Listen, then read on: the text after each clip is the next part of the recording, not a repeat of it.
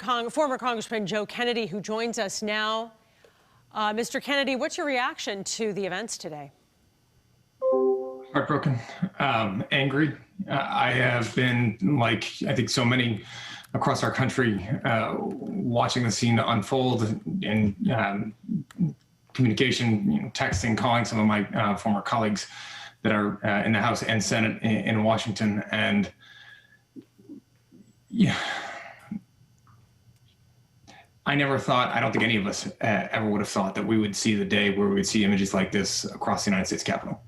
And perhaps the most enraging part about it is to know that as this emotion was boiling up and boiling over, that the President of the United States and senior Republican officials in the House and Senate were countenancing it, encouraging it, and condoning it. Let me read.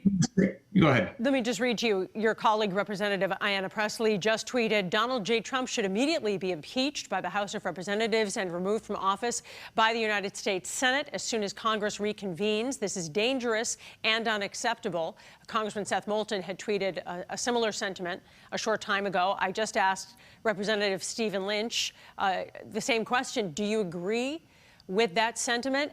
And do you think that idea is going to gain any traction with 14 days to go in the president's term?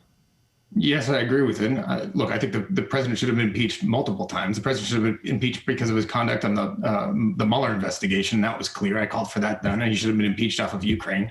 And he should be impeached off of this. He just literally crafted a video that essentially ended with "your special people and we love you," and talking to people that have incited violence and stormed the U.S. Capitol. So yes, I absolutely agree with it. Do I think that Congressman Lynch is right and that the likelihood of that taking place in the next 2 weeks is high? No, I don't. But I do think that there is a message here for every enabler of this president to say, you reap what you sow. And what we've seen over the course of the past several years is Republican leadership continuing to say, well, if we allow this behavior, we get a tax cut. Well, if we allow this behavior, we get a judge. Well, if we allow this behavior, we get the Supreme Court. This is what happens when you do not have people that will stand up for principle. And there's been a couple of our Republican colleagues that have done so. I salute them for it. But we need this country needs individuals to stand up and say no. And we're looking for more of them across the Republican side in the U.S. Capitol today. What do you think should happen from here? From your experience being in and out of the building, it's normally the security is so intense, especially during this pandemic. Were you a little perplexed about how out of control this situation became this afternoon?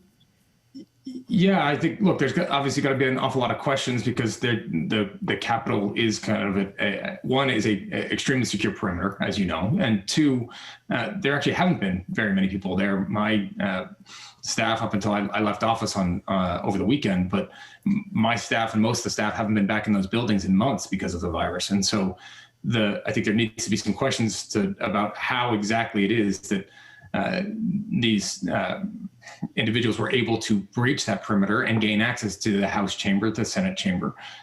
What exactly transpired? There's some videos going around indicating that they basically were allowed in. Why this didn't come as a surprise, it wasn't a flash gathering. Obviously, there was widely reported beforehand that there was going to be tens of thousands of people gathering down by the White House, and then that they would proceed to the Capitol. So why this did happen and why it then took so long to have additional reinforcements come to make sure that the violence wasn't going to spread and that Congress can get back to doing its duty as required by law to allow for the peaceful transition of power from one administration to the next.